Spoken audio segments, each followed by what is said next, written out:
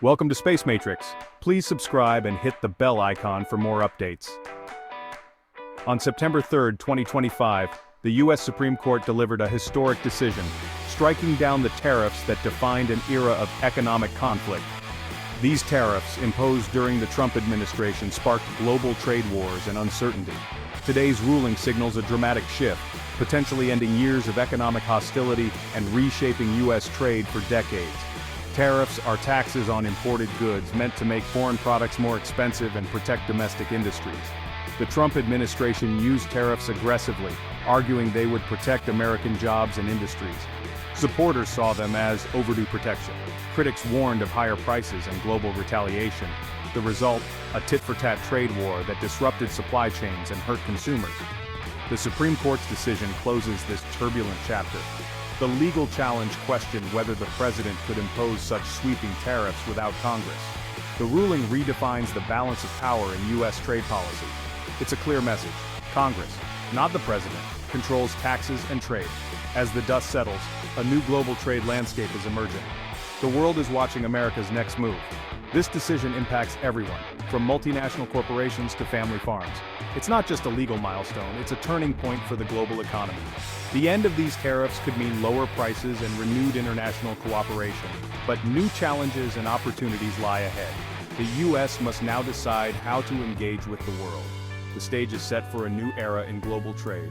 To grasp today's ruling, we must revisit why these tariffs existed. The Trump administration's America First policy blamed global trade deals for lost U.S. jobs and rising deficits. Tariffs became their weapon of choice, unprecedented in modern times. In 2018, tariffs on steel and aluminum were justified as national security measures, even targeting close allies.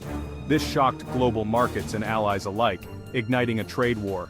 The conflict escalated with tariffs on Chinese goods, citing unfair trade practices and intellectual property theft. China retaliated, hitting American exports like soybeans and cars. Businesses on both sides faced uncertainty and rising costs. The administration claimed tariffs would force China to change and bring manufacturing back to the U.S., but the economic pain was immediate. Higher prices for consumers, lost markets for farmers, and disrupted supply chains. The tariffs were meant as leverage, but the fallout was divisive and costly.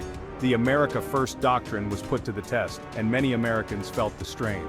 The trade war's legacy: economic pain, political division, and a fractured global trading system. Today's Supreme Court decision brings that era to a close. The U.S. must now rebuild trust with trading partners. The lessons of the tariff era will shape future policy. The world is ready for a new approach. The question, what comes next? The battle over tariffs wasn't just fought in markets, it raged in American courts. Businesses and industry groups argued the president had overstepped, claiming only Congress can levy taxes and regulate commerce. Legal challenges focused on whether old trade laws were being misused as a pretext for protectionism. The core issue: who truly controls U.S. trade policy? The government insisted the president needed broad authority for national security. Lower courts were split, making Supreme Court review inevitable. The final case represented thousands of companies hurt by billions in extra taxes. They called it taxation without representation, a violation of the Constitution. The stakes, not just the tariffs, but the limits of presidential power. The stage was set for a historic Supreme Court showdown. The Supreme Court chamber was tense as the justices delivered their verdict. In a 6-3 decision, the court ruled the president had exceeded constitutional limits by imposing sweeping tariffs without clear congressional approval. The majority opinion declared national security couldn't be a blank check for economic policy. The ruling didn't strike down trade laws, but demanded Congress be explicit for such broad tariffs. Dissenting justices warned this would tie the president's hands in future crises. The immediate effect tariffs on steel, aluminum, and Chinese goods were invalidated.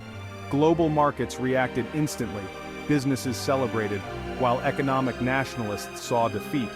The court reaffirmed its role as a check on executive power. This was more than a trade ruling, it was a defense of American democracy. The balance of power had shifted. The Supreme Court's decision will ripple through every corner of America. For small businesses, relief is immediate: lower costs for materials and components. Many struggled under tariffs, forced to raise prices or cut jobs. For workers, the picture is mixed. Some in protected industries may face new competition, but far more will benefit from cheaper goods and renewed export markets. Farmers, hit hard by retaliatory tariffs, may regain lost markets. American families could see lower prices on everyday items, from appliances to groceries. The end of tariffs is like a tax cut for millions, but the transition won't be seamless. Supply chains have shifted, and some industries will need support. Policymakers must help workers adapt and seize new opportunities. The challenge: manage change while ensuring growth and stability. The promise: a stronger, more competitive economy. Main Street is ready for a fresh start. News of the Supreme Court's decision echoed worldwide. U.S. allies, long frustrated by tariffs, welcomed the ruling as a return to rules-based trade. Leaders in Europe and Canada expressed hope for renewed cooperation and trust. The end of tariffs opens the door to rebuilding alliances and tackling shared challenges.